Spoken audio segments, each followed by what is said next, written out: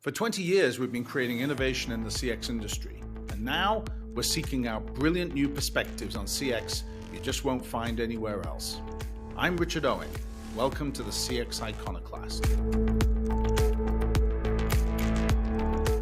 Today's guest, Paul Marsden, is a psychologist who helps businesses understand consumers.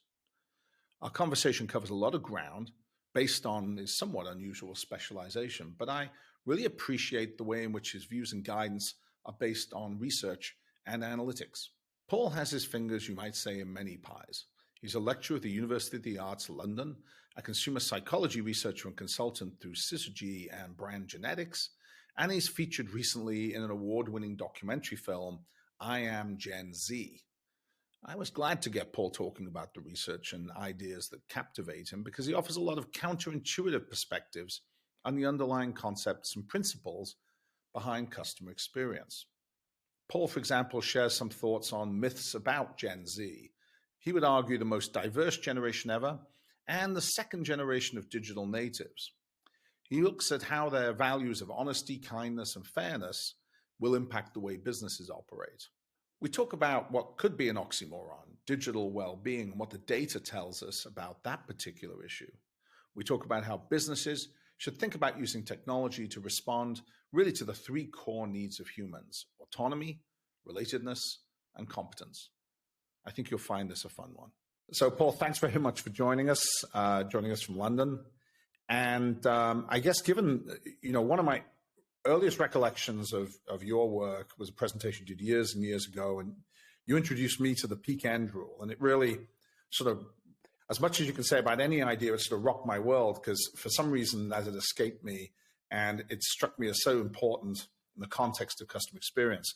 Your field has been around psychology for a long time, right? And you sort of bent and twisted psychology into some really good narratives around customer experience. And you've looked at a lot of the psychology of young people. I'm sort of interested in the perspective of consumers versus businesses, especially as we're starting to almost blend the two now and become less distinct in our lives between business life and consumer life. What do you have any thoughts on that?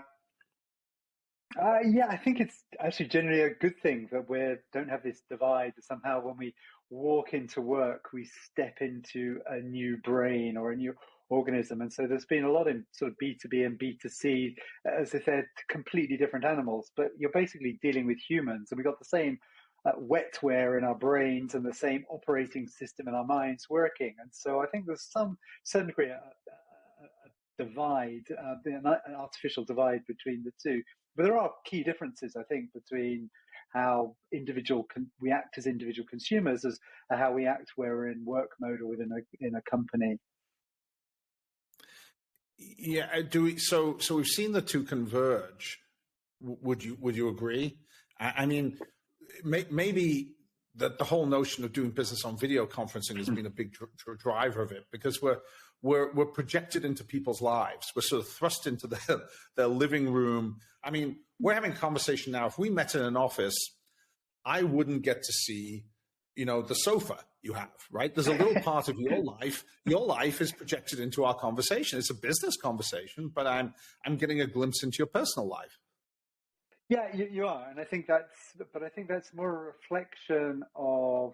It's not a reflection of the underlying reality. I think it's the myth that we've had. It's almost as if we've been stripped away that we are same individuals in different spaces. And the fact, you can see, I can't actually see anything in your background, but you got it nicely blurred. But you can see, you got a glimpse into my life, and perhaps there is an impact that we start interacting not just as friends, as colleagues, and so you actually start seeing the whole person. So I think there is maybe a move to that, but I think it's more of a realization of what was going on anyway. I think it was an artificial divide to think that we are different and that we are, we often think of consumers. Psychologists like to put people in boxes and put things in boxes.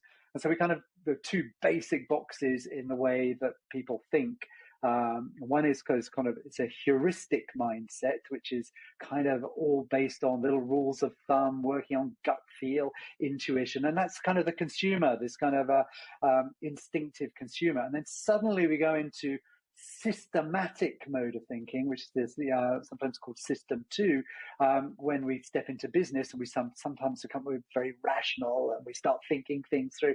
But actually, it's always a mix of the two, and it's an artificial divide to say, okay, you've got the heuristic consumer when they're in consumer lives, and we're all consumers anyway. When we step into our business lives, we somehow become systematic, very kind of Dr. Spock-like rational beings. Well, so, I mean, if you in business to business sales long enough, you realize that the assumption of rationality is much, much overstated. I mean, it's people at the end, but the business is a collective. And so to some extent that mitigates that personal quirkiness, doesn't it? I mean, in order for businesses to make decisions, they have to find a way to find a solid ground that people can agree on, to some extent, collaborate. And that solid ground, you would imagine, more skews towards system 2 thinking, because that's the language that everyone can kind of align around.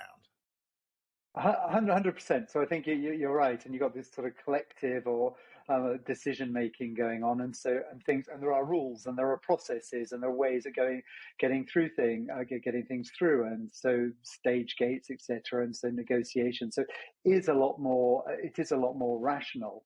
And when we're in this this system 2 override mode, and so we're permanently in this kind of override mode, we've got to think things through.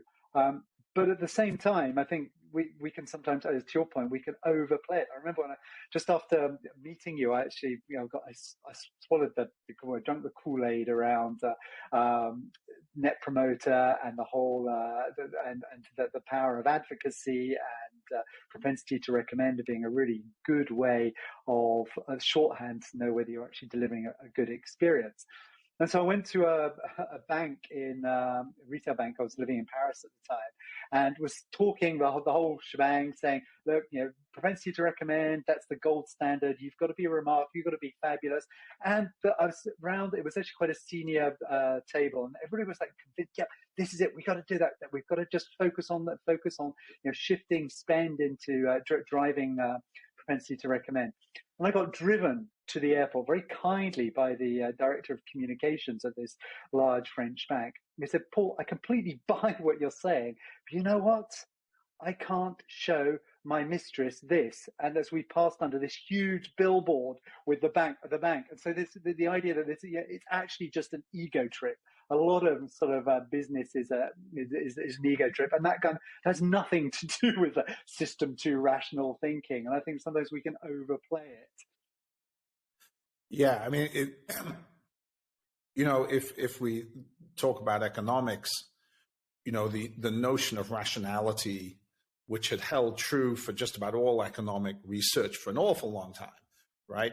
Sort of, in some ways, behavioral economics was the fundamental assumption that no, the world doesn't behave rationally. Individuals don't behave rationally. Then we're not walking autonomous optimization machines.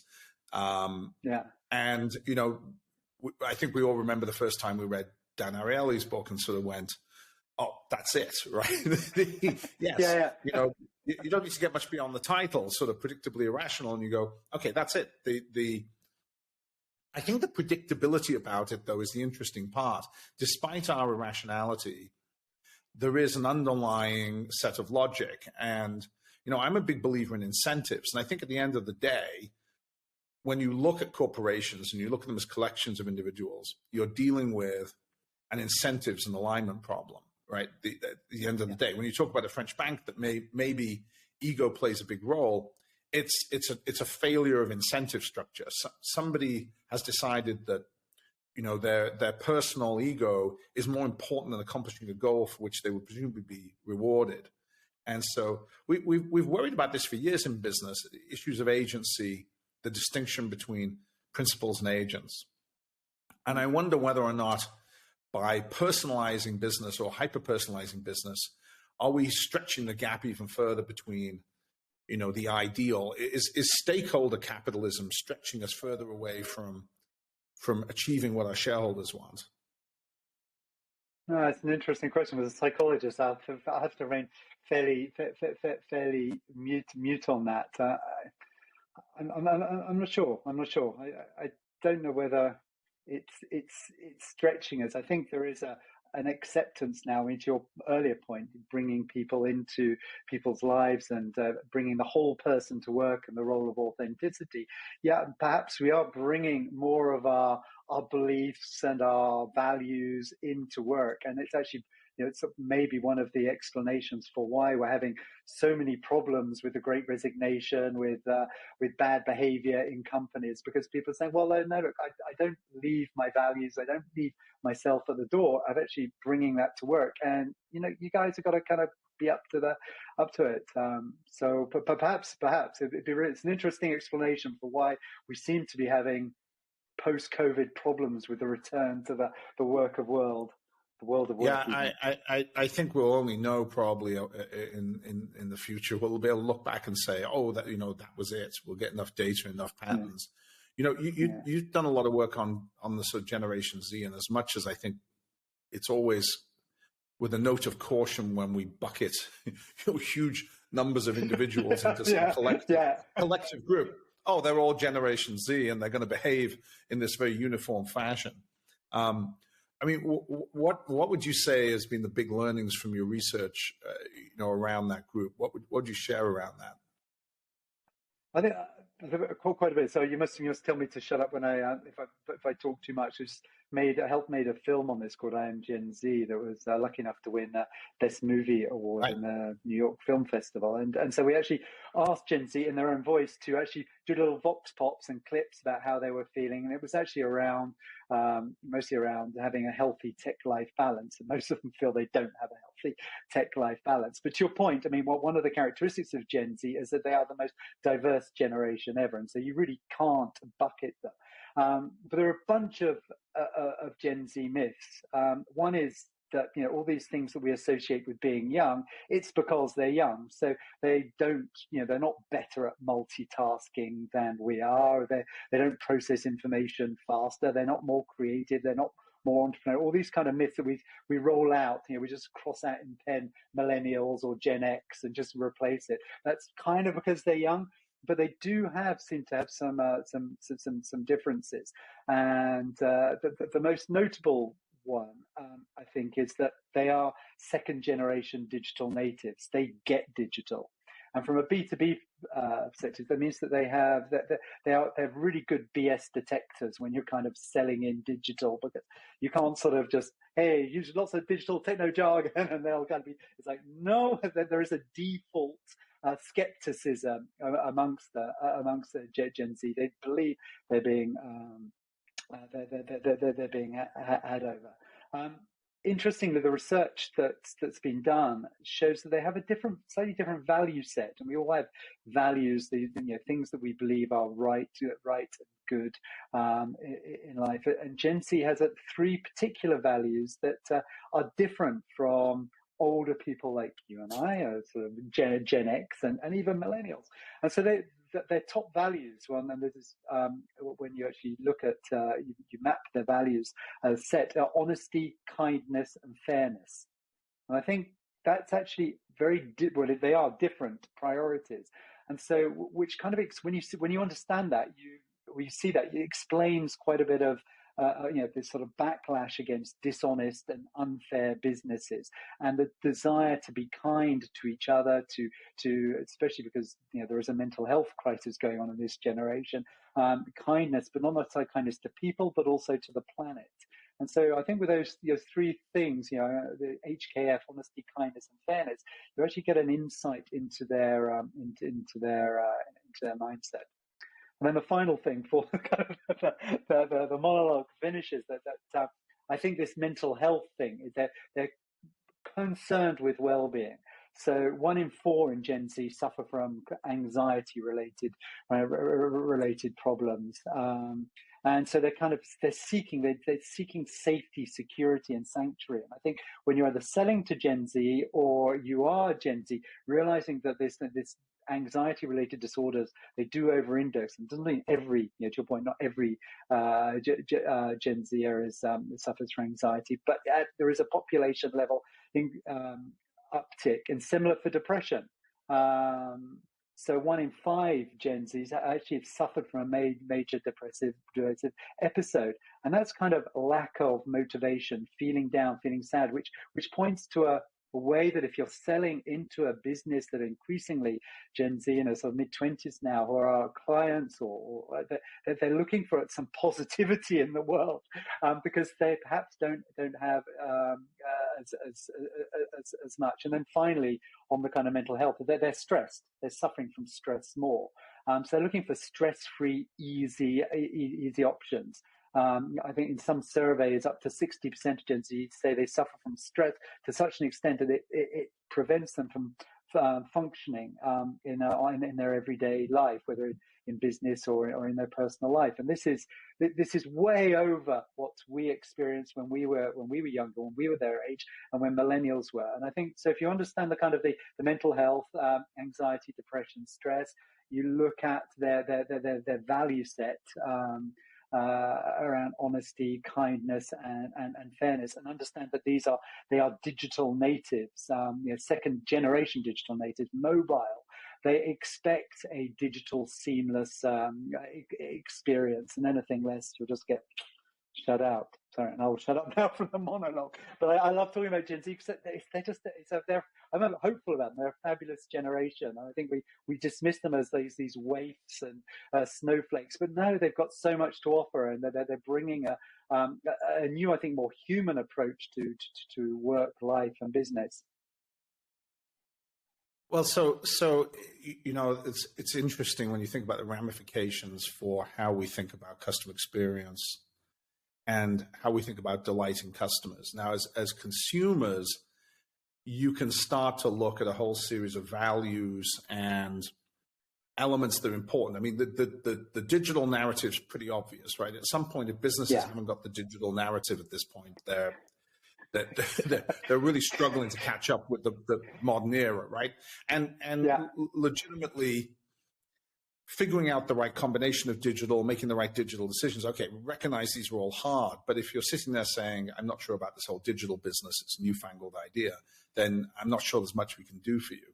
On the business side, though, the implication is that as the composition of the workforce in these companies changes, we can expect to see that reflected in the way we need to serve them as customers of ours. And and I think that there's two sort of counterpoint factors here. One is as they grow older, and to your point about them being, primarily this is a function of youth in some ways. As they grow older, and we see this in the data, I believe, where we see, just, this group will never buy homes. Well, give them time. They'll want to buy homes, right? There'll be a natural aging effect.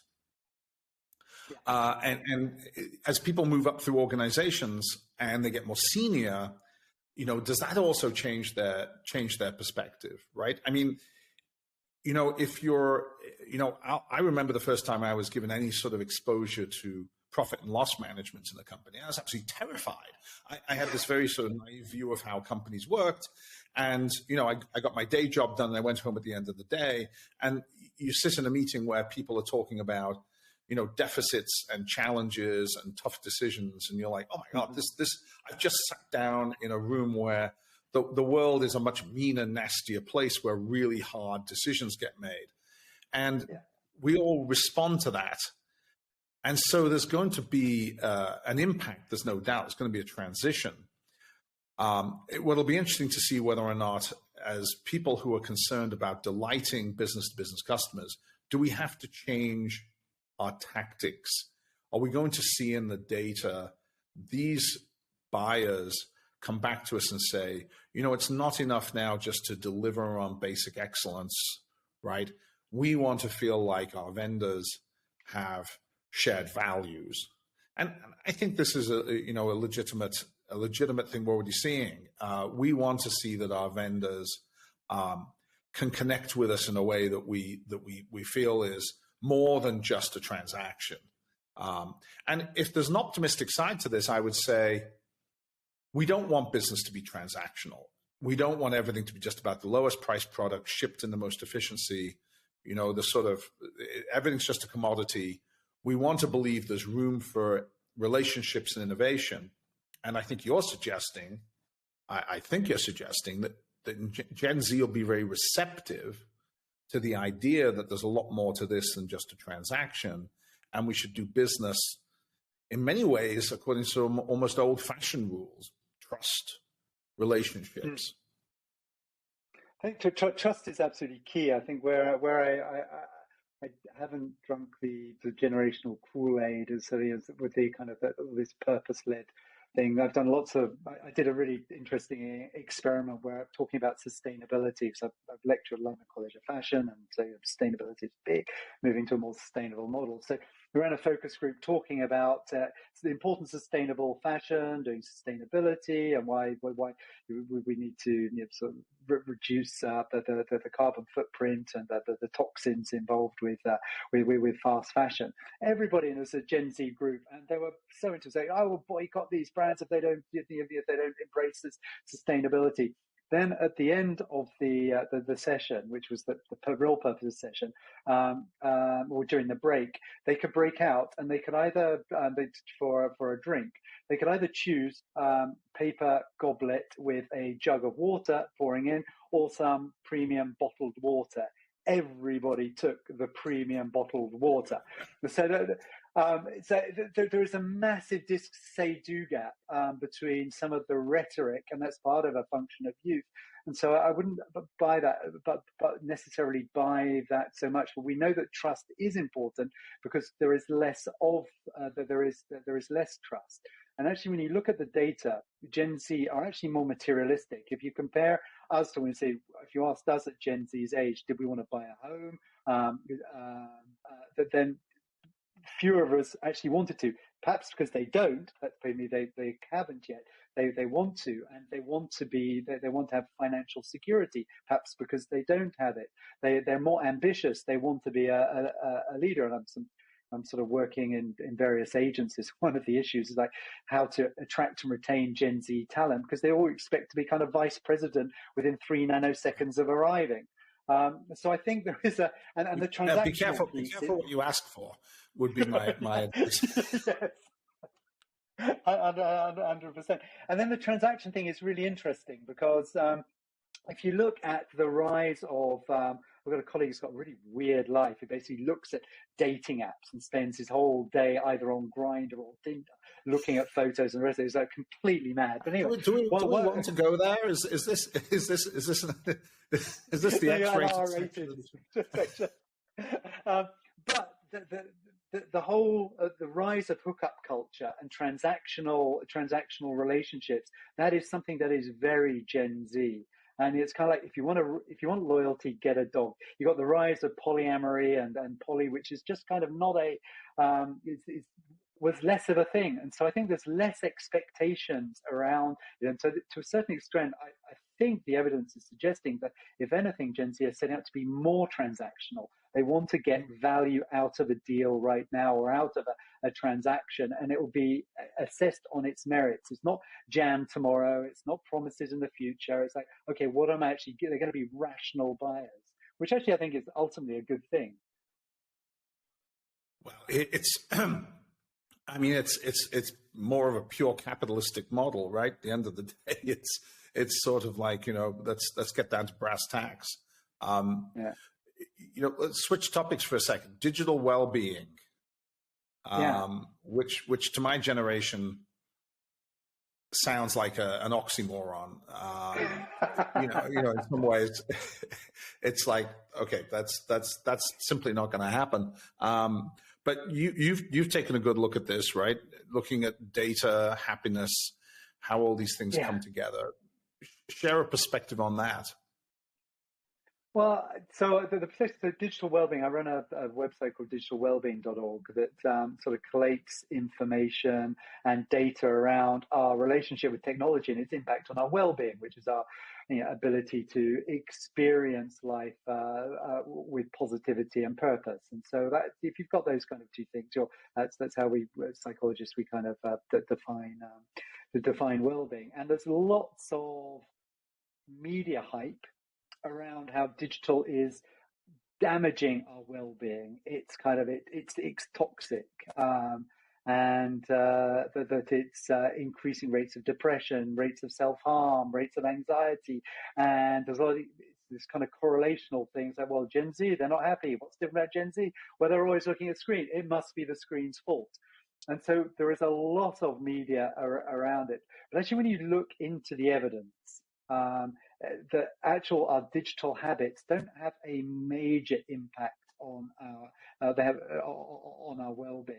I mean, interestingly, back in so a couple of centuries ago, people were really worried about a small pocket bit of technology that was was spreading like wildfire around the world, and people were worried that this technology would stop people from talking with each other. It will be a vector for bad ideas. People become introverted, and it was the book. It was the pocket book, and so the pocket novel, and people. There was a massive, there was a massive sort of tech scare around this, sort of demonizing this new technology, and so, but where the evidence seems to come out in this debate with people crying, oh no, it's all technology's fault, technophobia, or that it's all evil and too much screen time. You shouldn't have screen time for young people, etc. And others saying, no. Actually, if you look at the evidence, it's like actually when you look at the evidence, the impact of technology on your well-being is similar to either wearing spectacles or eating potatoes. It's small, it's negative, but it's really, really small. And so you got these two camps. Where there is some agreement is that it seems to be where we're coming out. It's not that technology is necessarily bad for you. Your digital habits, being in front of the screen, whether it's watching Netflix or watching a podcast, or not necessarily bad for you in and of itself. It's when it displaces things that we know are good for you.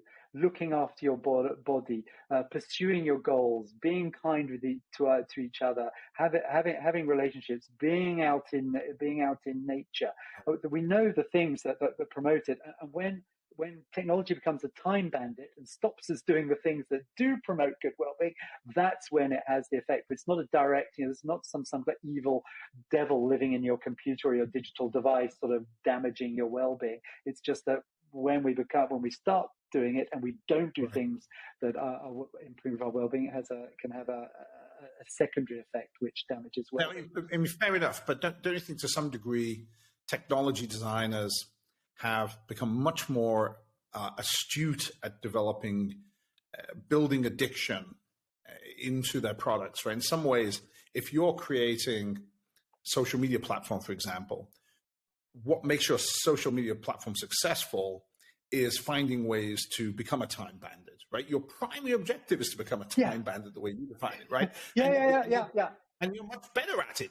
We're very sophisticated today at being able to steal people's time. And so, on one hand, you're saying, okay, these are the potential negative effects. And then we have a whole industry set up to essentially accomplish those negative effects. And the only thing standing between that and us losing ourselves is our own personal degree of self-control. I don't know about the rest of the human race, but speaking for myself, I don't want to fall back on that because that's not that great. I think that's a really key word, this idea of control. I mean, there's a whole area in technology now, because yes, you do have these kind of dark patterns within technology that tries to extract both our time and attention. And then because we know that outrage and emotionality draws attention, captivates people. We get more and more extreme content, misinformation, disinformation spreading, and so that can obviously have negative effects. But there's a new movement, and it's building within technology, and I think it's really relevant for people involved with customer experience, and it's known as positive technology. And positive technology is technology that supports our well-being. And to your point about control, all humans, that one of the core foundations of positive psychology, which is psychology of happiness and well-being, the foundational insight that's been sort of been verified and replicated in studies around the world, is that we all have three basic psychological needs that need to be satisfied in order to feel happy and satisfied, whether you're a customer or an individual, in your relationships and in life. And the first one of those, to your point about autonomy, about control, is autonomy. Having a sense of autonomy, of agency, that you are in control of your device. It is not in control of you. You're you're in control of the customer experience, not the person delivering it, and that you have some kind of control over it. And then you've got beyond autonomy, the other two are having a sense of relatedness, that you're not, we're all born alone, we all die alone, and we spend most of the intermediate time desperately trying not to be alone. So actually making it about a we interaction rather than just simply about me.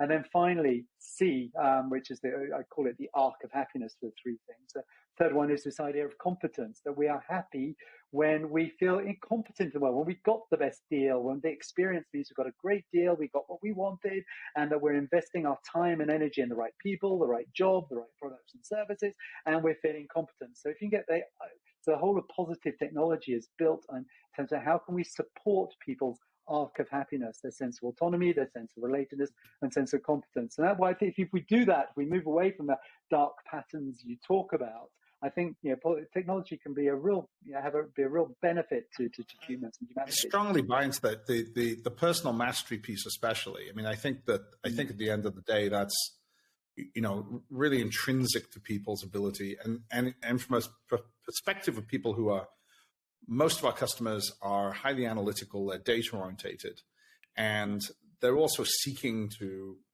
not just have personal mastery of their craft, if you like, but they also want to feel like they're achieving things within their organizations, right? And I think that in some ways, everything you do with technology is designed to make these people more productive. We're trying to augment human intelligence. And I think it's perhaps a good note to end on, probably a bigger conversation we could pick up at a later date, which is, AI is sort of being characterized, especially by the movies, as the bad guys often, right? The sort of, I do hope our robot overlords will be benevolent kind of theory.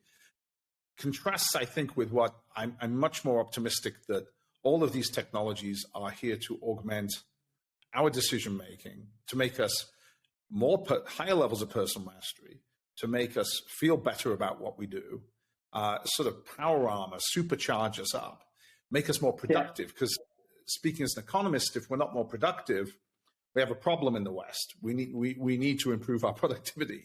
So I see these things coming together. If we can use technology to give people personal mastery, put people on the arc of happiness, which sounds like a great movie title, by the way, if you want